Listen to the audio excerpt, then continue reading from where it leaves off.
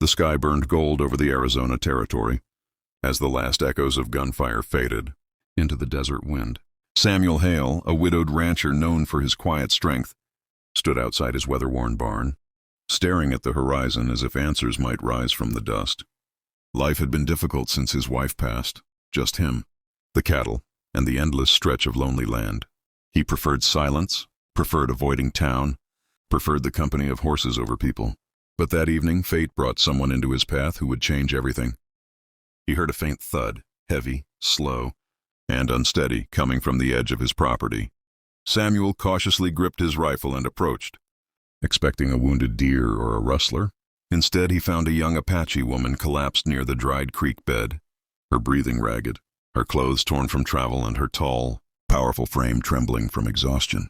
She was unlike anyone he had ever seen, towering at least a head above him, strong shoulders, braided dark hair spilling across her back, and eyes that carried both defiance and pain. When she opened them, they glimmered like embers in the shadow of dusk. "Water?" she whispered. Samuel knelt beside her, offering his canteen, and she drank with urgency, then pressed a hand to her chest as if steadying her heartbeat. "You're far from your people," Samuel said gently. She nodded. "Raiders chased me. I fought, I ran. I cannot go back yet." Her voice was deep and steady, but her strength was clearly fading. Samuel hesitated. Bringing an Apache woman into his ranch could cause trouble. People in town wouldn't understand. But he couldn't leave her there to die. "Can you walk?" he asked.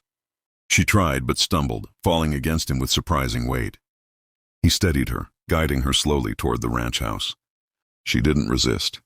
She simply murmured, "I will not harm you." "Rancher." Inside, Samuel lit the lanterns and warm light filled the room.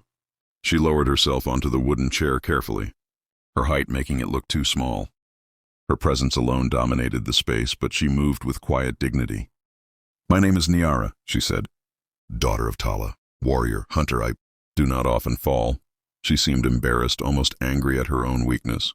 Samuel offered bandages, and she allowed him to tend to the shallow cuts on her arms. As he worked, she watched him closely, not with suspicion, but with curiosity. "You live alone," she said. It was not a question. "Yes," he answered. "Lost my wife 2 winters ago. Since then, I just keep going." Niyara softened, understanding pain more than she spoke aloud. "Your heart is heavy," she said, "like a horse carrying too much." Samuel didn't know why her words struck him so deeply, but they did. For hours they talked about the land. The old battles, the quiet nights both of them endured. Niyara's strength returned, and when she stood, her tall silhouette filled the room like a carved statue of a guardian spirit. "I will leave soon," she said, though her voice carried uncertainty. "You have done enough." Samuel surprised even himself when he replied, "You don't have to go yet. You're safe here." She looked at him for a long moment. Then her expression shifted, vulnerability flickering across her face, before she quickly masked it. "I am a warrior," she murmured, "but the nights have grown cold and I am tired of being alone." The confession hung in the air, heavier than any weapon she could carry. She stepped closer, her shadow falling over him, her height making her appear almost mythical. "I do not seek ownership or chains," she said quietly. "Only warmth. A place where the heart does not freeze." Samuel swallowed hard. She wasn't speaking of romance. She was speaking of human connection. Something she had lost on the run. Something he had lost to grief. He nodded, voice low. "Everyone deserves warmth." Niyara's lips parted with a breath she'd been holding for too long. "Then tonight," she said softly, "allow me the peace your home carries. I ask nothing more." It was the first time in years Samuel felt a spark in the emptiness he carried, a spark lit by a woman strong, enough to fight the world yet weary enough to admit her loneliness. He gestured toward the fire. "You're welcome here, Niyara." And for the first time since her escape, she smiled. Morning sunlight spilled across the ranch like a warm veil, and Samuel woke to the sound of quiet humming, a deep, rhythmic Apache melody drifting from the yard. He stepped outside and found Niyara standing tall against the rising sun, her silhouette stretching long across the sand. She wasn't fragile anymore. She wasn't shaken. She looked like the desert had shaped her herself, steady, resilient, unbroken. She turned, offering him a nod that carried gratitude without words. "Your fire kept the cold away," she said. You kept danger away, Samuel replied. Niyara examined the land, fences, grazing horses, the worn barn, and asked softly, "This is all yours?" "Just enough to survive," he said. "More than enough to be alone." Her eyes lingered on him. "Alone is a disease that grows," she said. "One day it consumes everything. Even warriors suffer from it." Samuel felt those words cut through him. He realized how numb he had been since his wife's death. Working, eating, sleeping, but never truly living.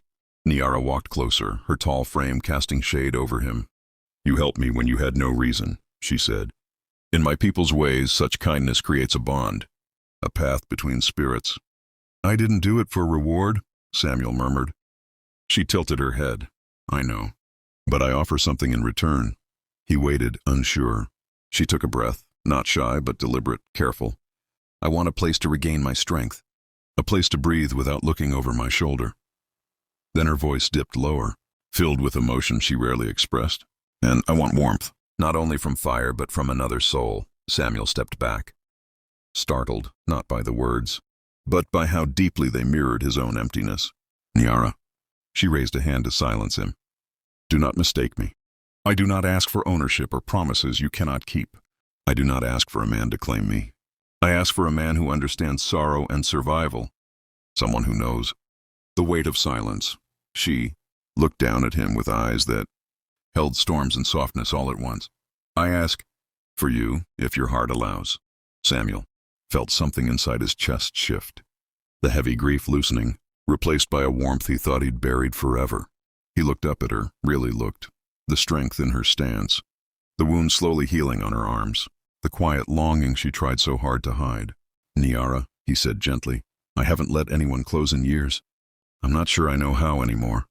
She knelt before him so their eyes were level, her tall frame lowering with reverence rather than weakness. "Then we learn together," she whispered. "Two broken spirits can warm each other better than one whole heart." The words wrapped around him like a blanket. And in that moment, Samuel realized this wasn't a confession of romance. This was survival. Connection, healing. He touched her hand. "Stay here," he said softly, "as long as you need." Her breath trembled and she nodded. A warrior accepting comfort for the first time. Over the following days, Niyara helped repair fences, soothe stubborn horses, and share knowledge of the land. Samuel cooked, guided her through ranch work, and listened to her stories of distant mountains and childhood hunts. Slowly, the silence that once filled the ranch transformed, not into noise, but into presence, into life. One evening, as the sun dipped low, Niyara stood beside him on the porch. "The nights are no longer cold," she said softly. Samuel looked at her with a small smile. "Mine aren't either." She touched his shoulder gently, an enormous hand, warm and steady, then whispered, "Whatever tomorrow brings. I am no longer desperate, because here I have the warmth I sought." The widowed rancher and the towering Apache warrior watched the sunset in silence, too, souls who had survived pain, now sharing the simplest gift the West ever offered: company.